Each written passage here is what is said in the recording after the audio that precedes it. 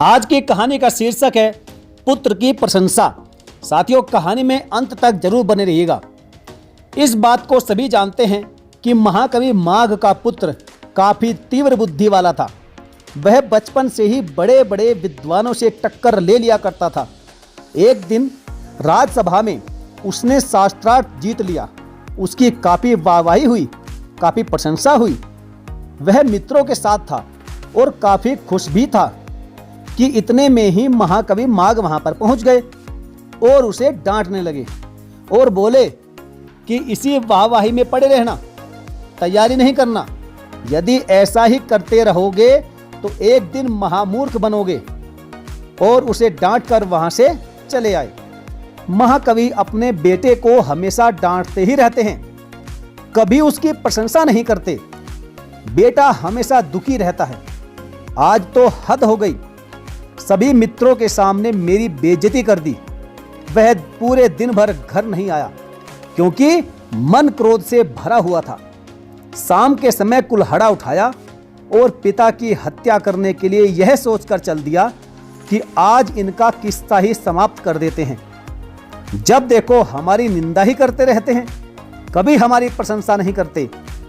उधर बेटे के ना आने से माँ बहुत चिंतित है। वह माघ से बोली कि जब देखो आप उसे डांटते ही रहते हो। आज सुबह से ही बिना कुछ खाए पिए ही न जाने कहां भटक रहा है। क्या वह वास्तव में योग्य नहीं है? तब महाकवि माघ बोले, नहीं प्रिय, इस समय हमारे बेटे जैसा कोई विद्वान नहीं है। वह एक बहुत बड़ा विद्वान है, इसमें तनिक भी संदेह नहीं है। तब पत्नी बोली, तो फिर आप उसे डांटते क्यों रहते हैं? माघ बोले, मैं डांटता इसलिए हूं कि वह और ज्यादा उन्नति करे, खूब तरक्की करे। अब इसे अपनी प्रशंसा सुनकर आलसी न बन जाए। ठीक ऐसे ही गुण मुझ में भी थे।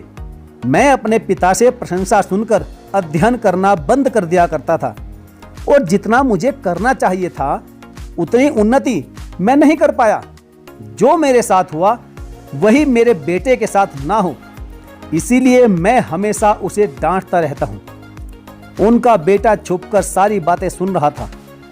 यह सुनकर महाकवि माघ का बेटा आश्चर्यचकित हो गया। अरे, मैंने क्या सोचा था और क्या निकला? मैं तो सोचता था कि मेरे पिताजी मुझसे प्रेम नहीं करते, पर यहां तो बिल्कुल उल्टा है।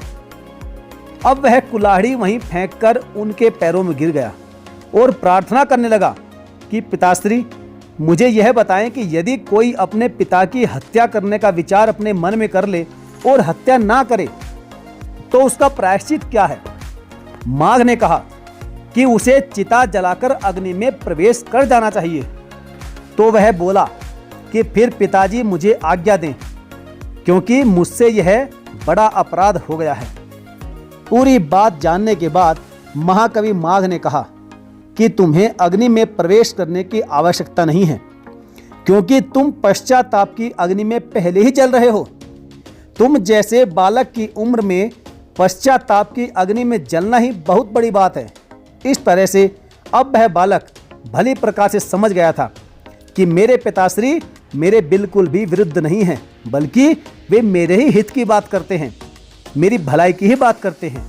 साथियों, इस कहानी से यही शिक्षा मिलती है कि यदि हम अपने बच्चों की हर समय प्रशंसा ही करते रहेंगे तो हो सकता है कि वह हमारे द्वारा की जाने वाली अधिक प्रशंसा के कारण बिगड़ जाए।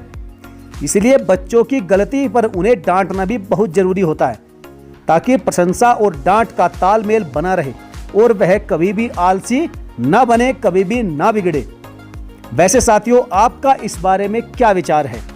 अपनी राय कमेंट बॉक्स में जरूर लिखें। हो सकता है कि आपके विचार मुझसे अलग हो। जैसा भी है, आप अपनी राय जरूर व्यक्त करें। यदि आपको कहानी थोड़ी भी पसंद आई हो तो साथियों, वीडियो को लाइक करके चैनल को जरूर सब्सक्राइब कर लीजिएगा और बेल आइकन को प्रेस करना बिल्कुल ना भूलें।